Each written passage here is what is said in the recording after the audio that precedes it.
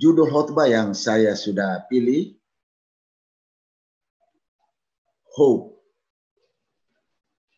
Dengan subjudul adalah, Is there any hope?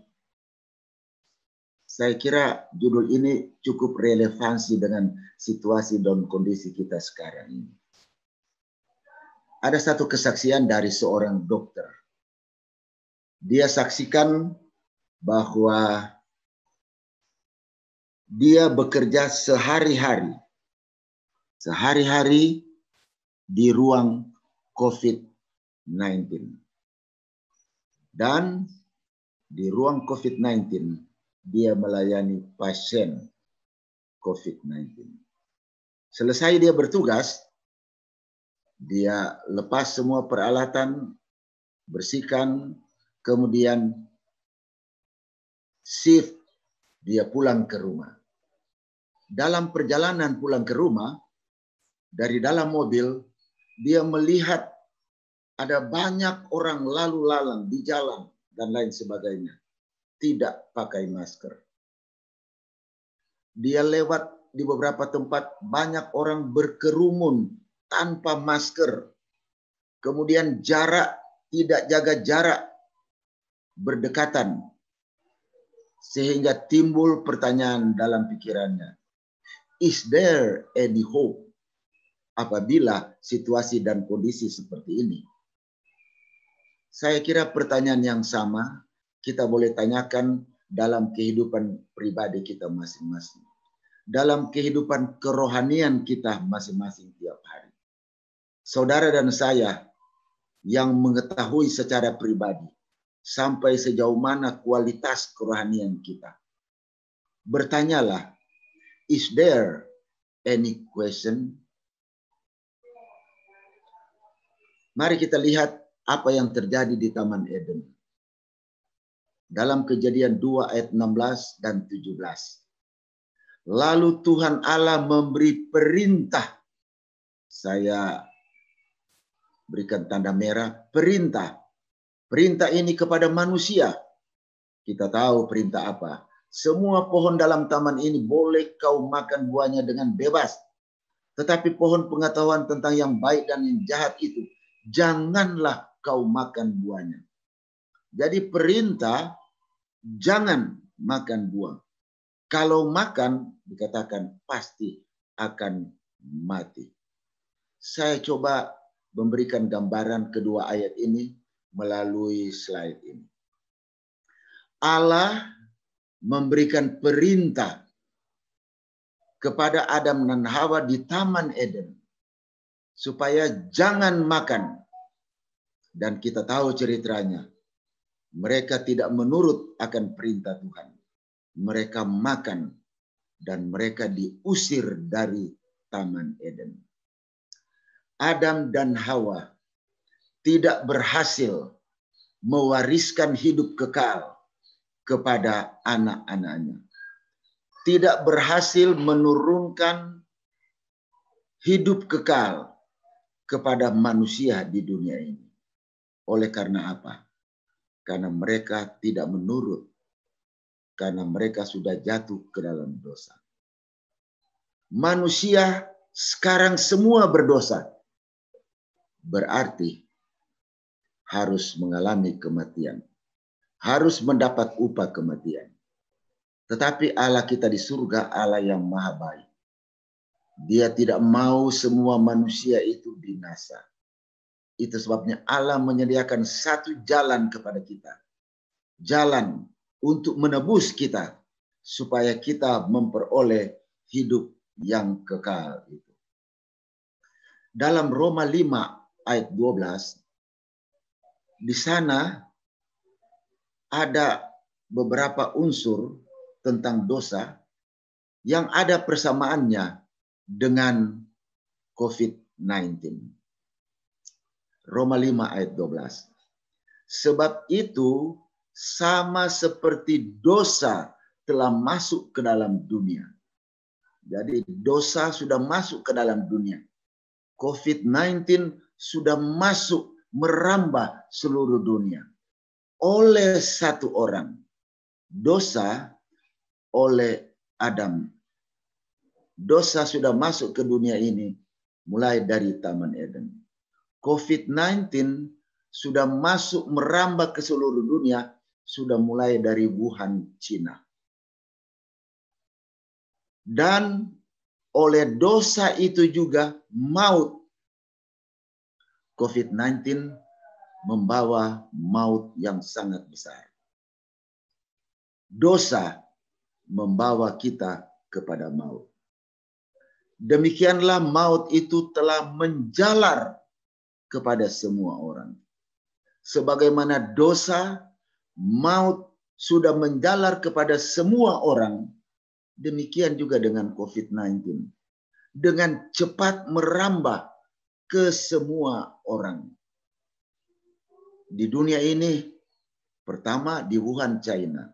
Tapi sekarang di seluruh negara di dunia ini menderita COVID-19. Di Indonesia pertama di Jakarta. Terindikasi COVID-19 itu nanti bulan Maret. Lalu sesudah itu, sekarang di semua provinsi, semua kabupaten kota, bahkan sudah masuk sampai ke pelosok-pelosok desa. Gambaran penyebaran dosa sama dilambangkan dengan penyebaran COVID-19 yang begitu cepat. Kalau kita melihat situasi dan kondisi ini, saudara sekalian, benar pertanyaan tadi, is there any hope? Apakah ada pengharapan bagi kita lagi? Saudara, jawabannya ada pengharapan. Ketika manusia sudah jatuh ke dalam dosa, ini janji pertama yang Allah berikan dalam Kejadian 3 ayat 15. Aku akan mengadakan permusuhan antara engkau dan perempuan ini, antara keturunanmu dan keturunannya. Keturunannya akan meremukkan kepalamu, dan engkau akan meremukkan tumitnya. Saudara, ini adalah satu janji. Satu janji di mana realitanya adalah kematian Yesus di atas kayu salib. Dalam 2 Timotius 1 ayat 10. Dan yang sekarang dinyatakan oleh kedatangan juru selamat kita, Yesus Kristus. Yesus Kristus sudah datang ke dunia ini. Yang oleh Injil, oleh rahmatnya, oleh anugerahnya, oleh kasihnya, sudah mati di atas kayu salib. Telah mematahkan kuasa maut. Ingat, upah dosa adalah maut. Sesungguhnya kita manusia tidak bisa mendapat hidup kekal. Tapi dengan kematian Yesus di atas kayu salib, mematahkan kuasa maut dan mendatangkan hidup yang tidak dapat binasa. Akan tetapi, itu tugas dari Yesus Kristus sebagai juru selamat. Apa yang Yesus mintakan kepada saudara dan saya? Dalam Yohanes 3 ayat 36. Barang siapa percaya kepada anak, kalau kita percaya kepada Yesus Kristus yang sudah mati di atas bukit Golgota untuk menebus kita, dikatakan ia beroleh hidup yang kekal. Dosa, maut, tidak ada hidup yang kekal. Tetapi Yesus sudah datang, mati di atas bukit Golgota. Kalau kita percaya kepada anak, kepada Yesus, kita akan memperoleh hidup yang kekal.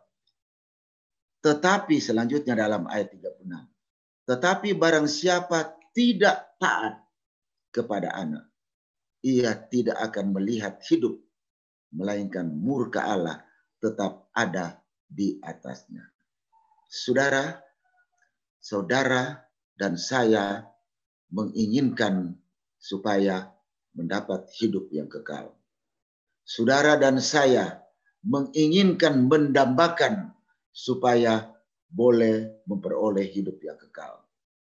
Dan pengharapan itu Yesus sudah nyatakan dengan kematiannya di atas kayu salib.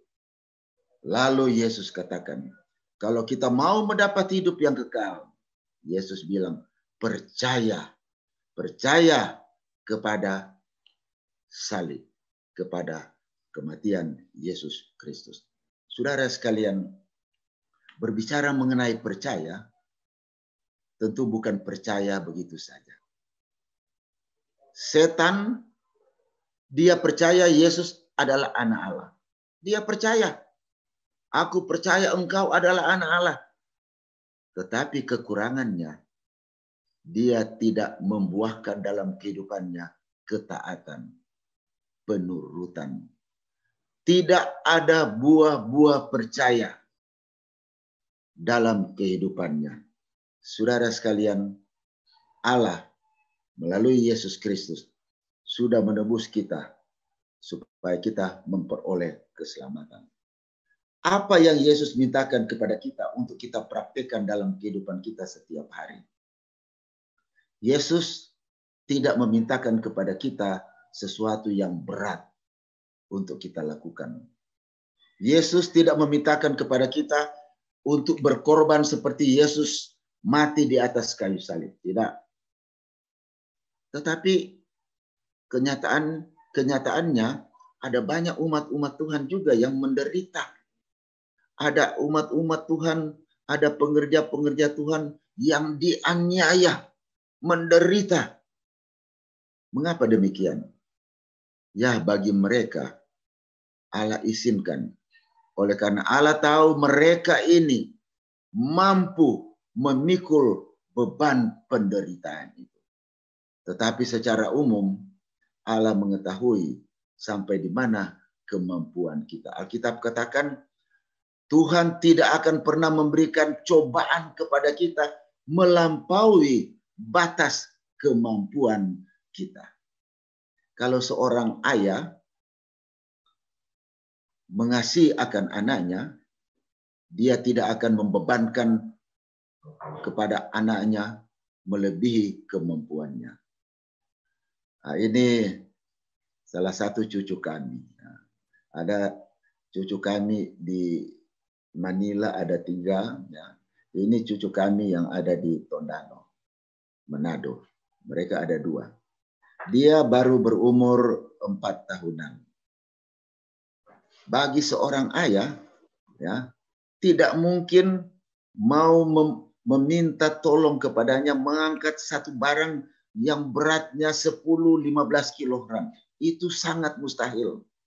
Seorang ayah, seorang bapak, orang tua yang bijaksana, yang mengasihi. Tidak mungkin. Paling ya boleh angkat ya beban berat itu 0,5 kilogram. Tidak ada masalah. Tuhan Maha mengetahui kesanggupan saudara dan saya. Itu sebabnya ini yang Tuhan minta. Sangat ringan, saudara. Gampang sekali. Ya. Memang pertama Tuhan Allah minta percaya. Tetapi percaya harus berbuah. Berbuah kepada penurutan. Dan buah pertama yang Allah minta. Hear him. Dengar kepadanya. Listen to the voice of Jesus Christ. Dengar kepada suara Yesus Kristus. Bagaimana kita dapat mendengar suara Yesus Kristus? Bagaimana caranya? Dengan kita rajin membaca firman Tuhan tiap hari. Suara Yesus Kristus datang kepada kita. Rajin belajar sekolah Sabat, renungan pagi malam. Rajin mengikuti ibadah. Seperti saat ini, ibadah secara virtual. Kita rajin mengikuti.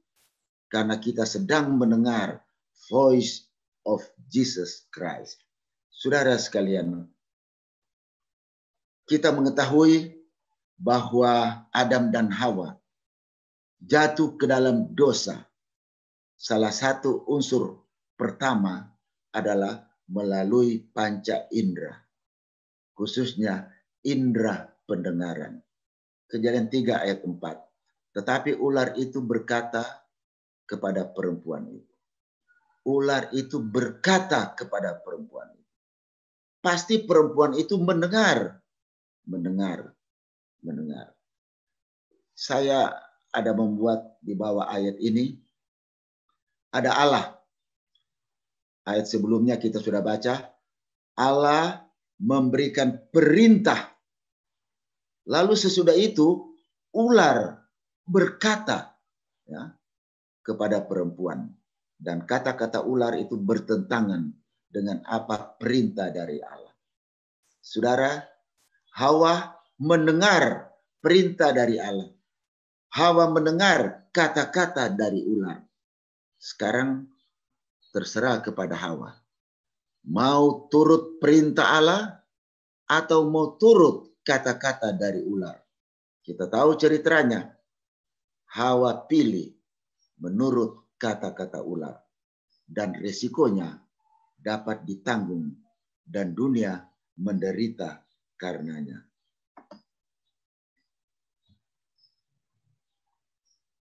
Dalam Wahyu 3 ayat 22. Siapa bertelinga hendaklah ia mendengarkan apa yang dikatakan Roh kepada jemaat-jemaat. Kita ini bertelinga. Kita ini wajib mendengar apa kata Roh. Hawa dia mendengar perintah Allah. Hawa dia mendengar kata-kata ular. Kita juga wajib mendengar kata Roh, perintah Allah. Tapi ingat, di samping kita mendengar perintah Allah melalui firman Allah, ada kata-kata yang lain yang datang kepada kita, mempengaruhi kita supaya menolak akan perintah Allah. Dan saudara sekalian, kalau itu sudah datang kepada kita, memang kita harus mengambil kesimpulan. Kita harus berpikir baik-baik supaya kita dapat memikir, dapat mengambil keputusan yang benar. Ada satu statement sehubungan dengan hear him, mendengar dia. Berbunyi seperti ini. What happens when we mute the noise around us? Apa katanya yang akan terjadi kalau kita mute ya noise around us? Kalau kita mute segala sesuatu yang mengganggu akan konsentrasi kita. Kalau kita singkirkan itu dahulu, kita tunda itu dahulu, kita konsentrasikan mendengar firman Tuhan. And listen, ya, dan mendengar with our heart. Mendengar dengan hati kita. Oleh karena banyak orang hanya mendengar, misalnya mendengar firman Allah, hanya sampai di telinga saja. Tapi di sini dikatakan kita harus mendengar pakai telinga kita. Tetapi harus mendengar dengan hati kita. Bagaimana kalau kita lakukan ini? That's when we can feel. Kita akan merasakan the influence of Jesus Christ. Kita akan merasakan pengaruh dari Yesus Kristus dalam kehidupan kita. Bagaimana caranya? Kita mute, kita singkirkan kegaduhan, godaan di sekitar kita. Dan kita konsentrasikan kepada Tuhan melalui cara mendengar di dalam hati kita masing-masing. Kalau kita mendengar dengan hati, maka kita akan berusaha melakukan dengan hati-hati. Maka pasti apa yang kita lakukan itu baik untuk kita. Ada satu survei di satu gereja besar tentang mendengar. Hear. Ini hasilnya ada 4. Hasil pertama, ada anggota hanya mendengar hampa. Artinya fisik ada di gereja, namun pikiran melayang. Kalau virtual sekarang, fisik ada, kemudian kita mute, bisa saja kita keluar ke sana kemari, dan lain sebagainya. Ini namanya mendengar hampa. Yang kedua hasil survei, mendengar secara pura-pura. Ya, kelihatan manggut-manggut, tapi hatinya menolak firman. Yang ketiga, mendengar secara selektif. Cuma mau dengar firman yang enak-enak. Tetapi tatkala firman itu menemplak, menegur kebetulan, menegur tingkah laku saya tidak mau dengar. Banyak yang demikian. Atau siapa yang berkhotbah, kalau kita senangi, ya kita hadir, kita dengar. Itu namanya secara selektif. Tetapi hasil yang keempat yang begitu bagus.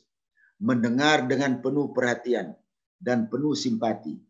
Mengambil intinya dengan hati yang terbuka dan selalu diikuti dengan penurutan. Mudah-mudahan kita mempraktikkan hasil survei yang keempat ini. Saudara, sesudah kita mendengar, hear akan firman Tuhan, kemudian kita sudah pikir-pikir mana yang terbaik, maka sekarang langkah yang kedua adalah option. Pilihan. Kita memilih mana yang baik. Kalau kita sudah dengar kata-kata Tuhan, perintah Tuhan, kemudian sesudah itu kita dengar kata-kata bisikan dari orang lain yang bertentangan dengan Tuhan, sekaranglah waktunya saudara dan saya untuk menentukan pilihan. Menentukan pilihan. Sadrak, Mesak, dan Abednego benar-benar menjatuhkan option yang sangat hebat. Pada waktu lonceng berbunyi, semua orang harus menyembah sujud kepada patung dari Raja Nebukadnezar. Hanya 3 pemuda ini yang tetap berdiri, tidak mau menyembah sujud. Laporan datang kepada Raja Nebukadnezar. Raja Nebukadnezar panggil mereka, mengancam mereka, kalau tidak menyembah, dapur api adalah bagian kami.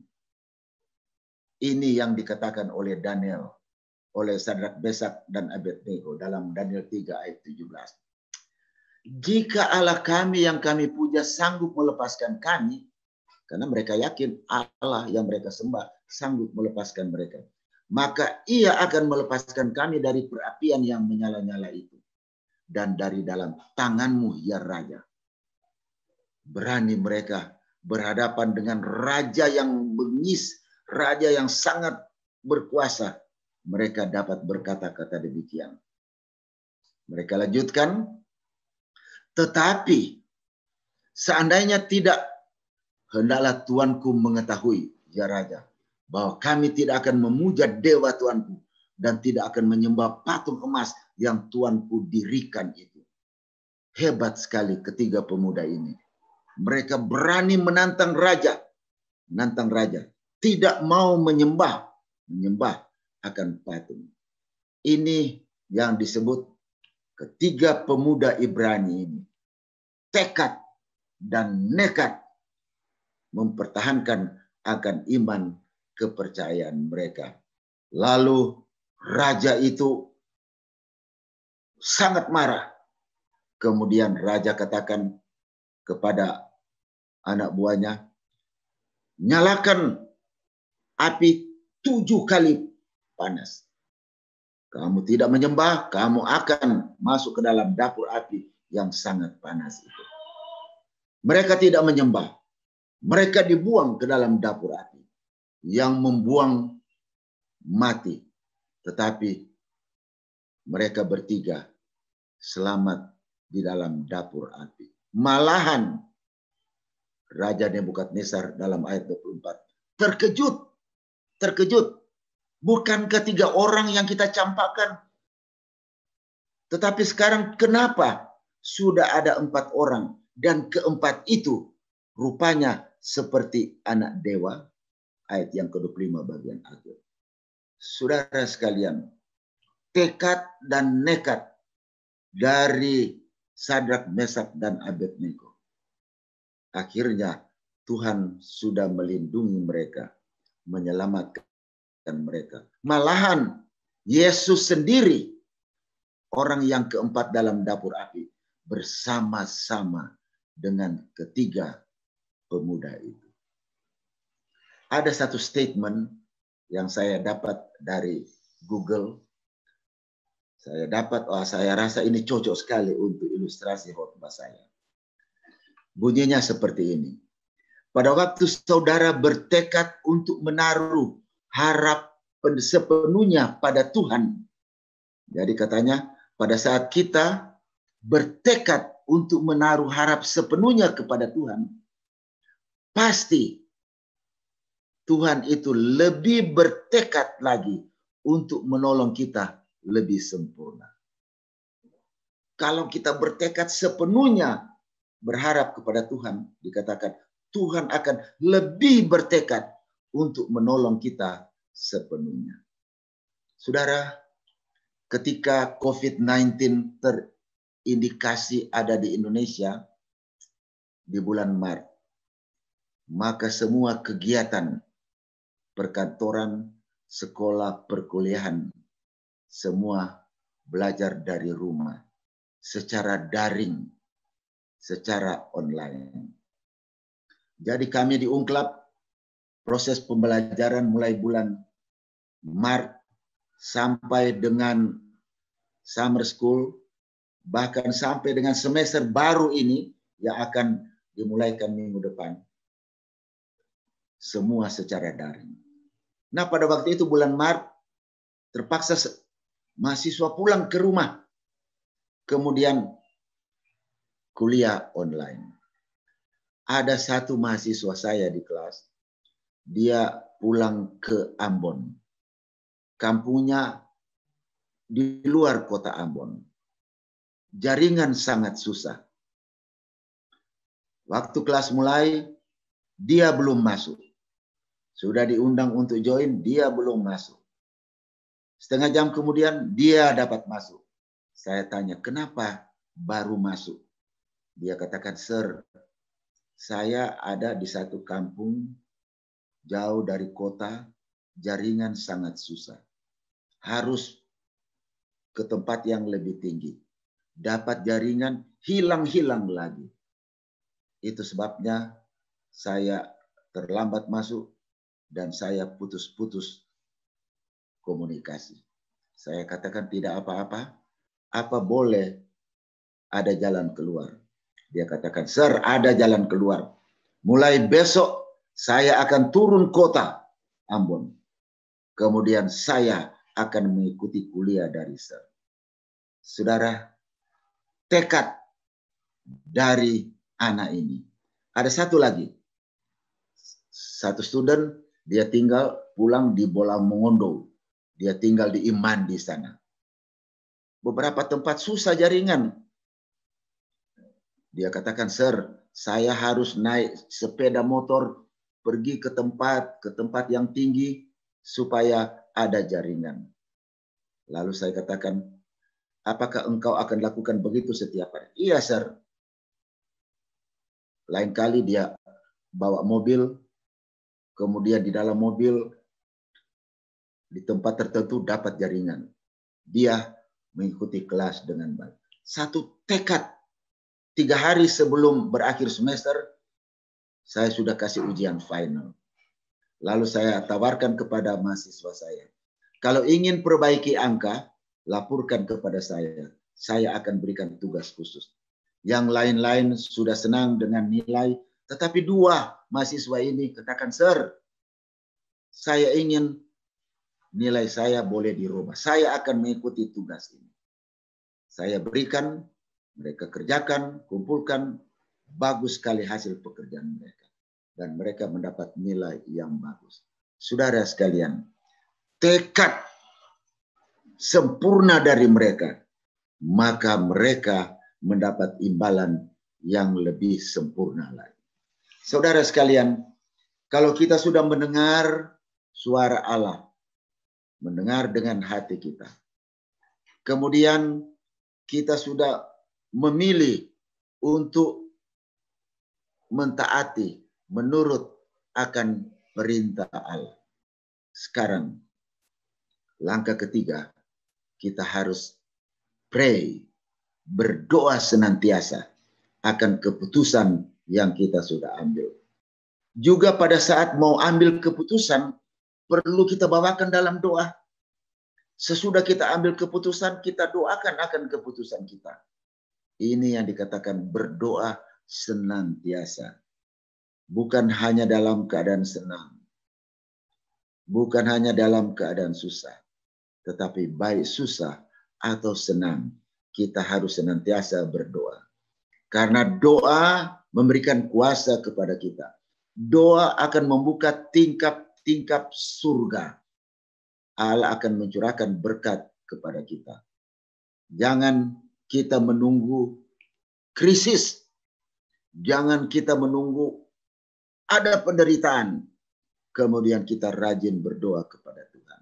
Saudara sekalian, dengan adanya pandemi COVID-19 ini, saya baca dalam info di Google, ada anggota Kongres Amerika Serikat menangis, berdoa kepada Tuhan, meminta pengampunan atas dosanya dan dosa bangsanya. Berikut pandemi COVID-19 yang telah mengglobal, maka Paus Fransiskus serukan kepada semua agama di dunia ini untuk doa dan puasa bersama yang sudah dilakukan pada tanggal 14 Mei 2020. Dan di Indonesia, mulai dari Presiden Joko Widodo, Wakil Presiden, semua tokoh lintas agama, departemen, semua bersama-sama mendoakan pandemi COVID-19 supaya segera berakhir. Tetapi saudara-saudara sekalian, yang menjadi pusat sekarang kalau kita mau berdoa mengenai COVID-19 adalah memang perlu kita doakan supaya kapan ini COVID-19 akan berakhir. Tapi saudara, COVID-19 dikatakan itu tidak akan habis, tidak akan selesai. Itu sebabnya inti dan sasaran doa kita adalah vaksin COVID-19. Supaya segera menemukan vaksin COVID-19. Kalau vaksin COVID-19 sudah ditemukan, maka kita akan merasa aman walaupun COVID-19 masih ada di dunia ini. Is there any hope? Dan saudara-saudara sekalian, ada pengharapan. Sebagaimana dalam kehidupan kerohanian, maut ada pengharapan. Yesus sudah mati supaya kita hidup, mendapat hidup yang kekal. Demikian juga dengan COVID-19. Pengharapan ada. Oleh karena apa? Berbicara mengenai vaksin, negara-negara di dunia ini sekarang sedang berlomba-lomba untuk menemukan vaksin COVID-19. Amerika Serikat, wah, berlomba-lomba. China, Inggris, Jerman, Rusia, Australia, termasuk Indonesia juga berlomba-lomba untuk secepatnya menemukan vaksin COVID-19. Ada kabar baik bahwa ada yang sudah sampai kepada fase yang ketiga dalam uji coba. Ada kabar baik, ada yang sudah diuji cobakan kepada hewan dan berhasil meningkatkan kekebalan tubuh. Saudara-saudara sekalian, kalau ini sudah berhasil, kemudian sudah diuji cobakan kepada manusia sampai beberapa kali, mereka katakan tidak lama lagi vaksin COVID-19 akan dapat beredar. Dan mereka perkirakan permulaan 2021, vaksin COVID-19 sudah dapat diproduksi sebanyak-banyaknya dan dapat diedarkan di seluruh dunia. Ini adalah kabar gembira. Kabar yang penuh dengan pengharapan. Pengharapan bagi saudara dan saya. Yang penting saudara, tim peneliti harus fokus. Harus fokus setiap hari sampai dapat menemukan vaksin COVID-19. Di sini saudara, murid-murid Yesus di dalam satu perahu ada bersama dengan Yesus. Lalu ada badai besar menimpa mereka. Murid-murid Yesus kebingungan. Mereka ketakutan, takut mau tenggelam, takut mau mati. Padahal mereka ini ahli-ahli dalam laut. Mereka ini mantan nelayan-nelayan. Tapi saat ini mereka gemetar, mereka takut.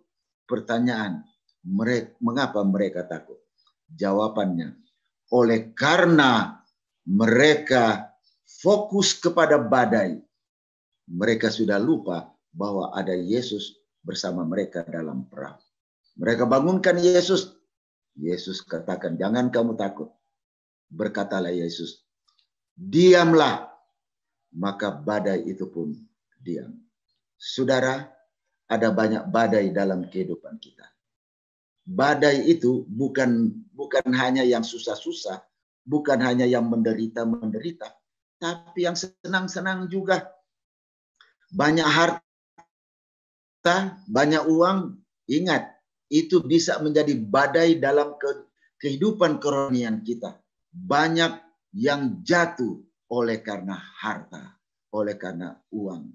Jabatan, pangkat, pendidikan, semua itu penting.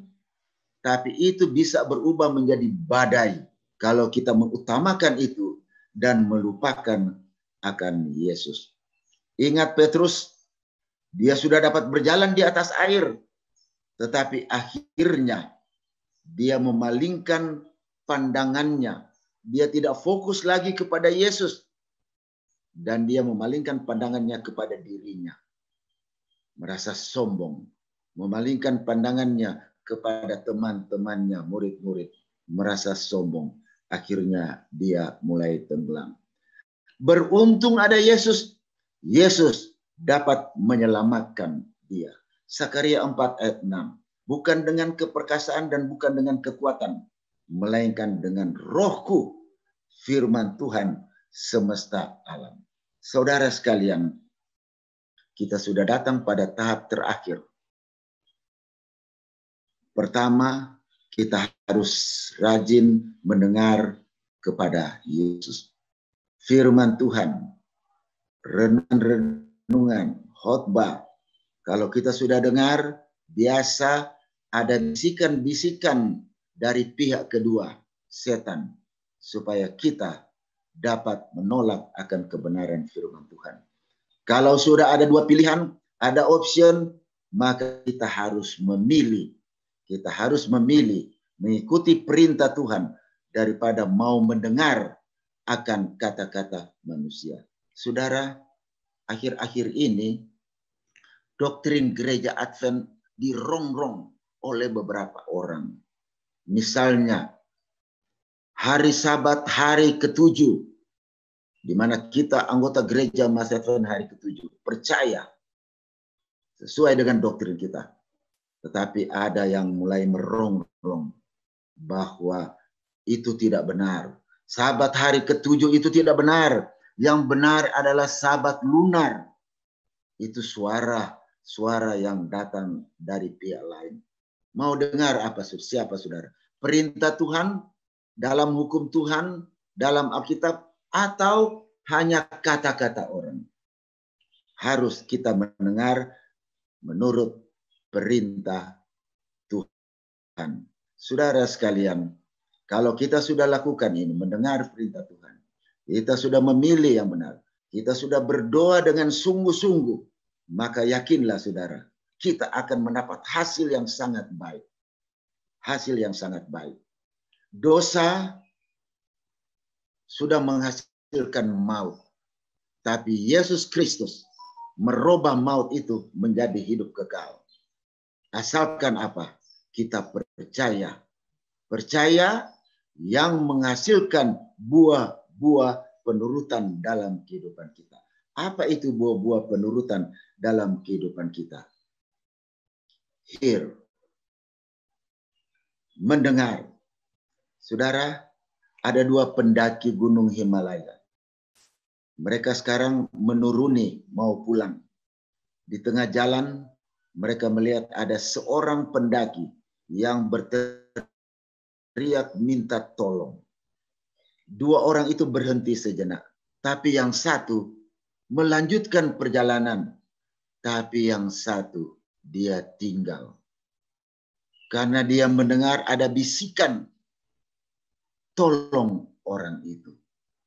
Dia mendengar, dia berhenti untuk menolong akan orang itu.